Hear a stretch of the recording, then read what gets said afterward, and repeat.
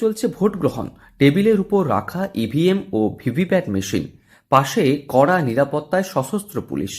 এক ঝলকে দেখলে যে কেউ ধরে নেবেন বুঝি নির্বাচন শুরু হয়ে গিয়েছে। অথচ বাস্তবে এটি কোনো ভোট নয়, বরং আসন্ন বিধানসভা নির্বাচনকে সামনে রেখে ভোটারদের সচেতন করার এক বিশেষ উদ্যোগ।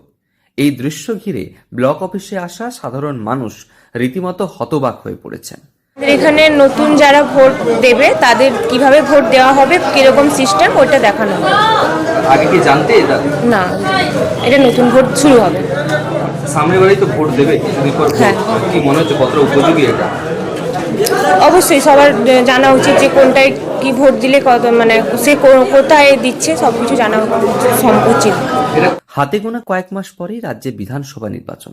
তার আগে নতুন ও গ্রামীণ ভোটারদের ইভিএম ও ভিভিপ্যাট ব্যবহারে সচেতন করতে পশ্চিম মেদিনীপুর জেলার নারায়ণগড় ব্লক প্রশাসনের উদ্যোগে ব্লক অফিস চত্বরে এই বিশেষ সচেতনতামূলক কর্মসূচির আয়োজন করা হয়েছে।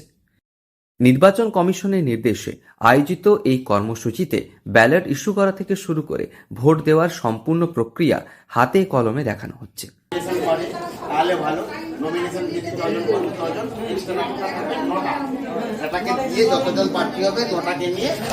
এই সচেতনতামূলক ভোটিং প্রক্রিয়ায় নতুন ভোটারদের ইভিএমে ভোট দেওয়ার নিয়ম শেখানো হচ্ছে।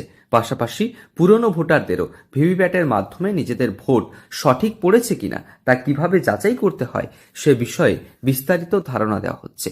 ব্লক প্রশাসনের তরফে জানানো হয়েছে, ভোটারদের অজ্ঞতার সুযোগ নিয়ে গ্রামাঞ্চলে অনেক সময় একজনের ভোট অন্যজন দিয়ে দেওয়ার অভিযোগ ওঠে। সেই সমস্যা রোধ করতেই এই সচেতনতামূলক উদ্যোগ। 2026-এর বিধানসভা নির্বাচন আসন্ন, তো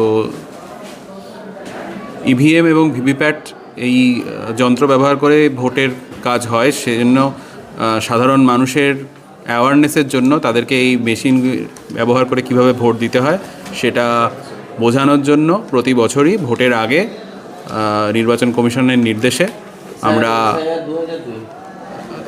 এইগুলো অ্যাওয়ারনেস প্রোগ্রাম চালাই। তো সেরকম এবছরেও আমরা 19শে জানুয়ারি থেকে 28শে ফেব্রুয়ারি পর্যন্ত গোটা নারায়ণগড় বিধানসভা ক্ষেত্রে আমাদের 16টা গ্রাম পঞ্চায়েতে বুথ ওয়াইজ এই সচেতনতা প্রোগ্রামটা চালাবো। ইভিএম ও ভিভিপ্যাট ব্যবহৃত হওয়ায় নিরাপত্তার দিকটিও গুরুত্ব সহকারে দেখা হয়েছে। ব্লক অফিস চত্বরে মোতায়েন রয়েছে সশস্ত্র পুলিশ। দায়িত্বপ্রাপ্ত কর্মীরা ভোটারদের প্রশ্নের উত্তর দিচ্ছেন এবং ভোট দেওয়ার সময় গোপনীয়তা ও নিয়ম মেনে চলার বিষয়েও সচেতন করা হয়েছে। ব্লক প্রশাসন সূত্রে জানা গিয়েছে, ব্লকের বিভিন্ন এলাকায় এই সচেতনতামূলক কর্মসূচি আগামী কয়েকদিন ধরে চলবে। প্রশাসনের আশা, এই উদ্যোগের মাধ্যমে ভোটাররা আরও সচেতন হবে এবং আসন্ন বিধানসভা নির্বাচনে সঠিক ও স্বাধীনভাবে ভোটাধিকার প্রয়োগ করতে পারবেন তারা।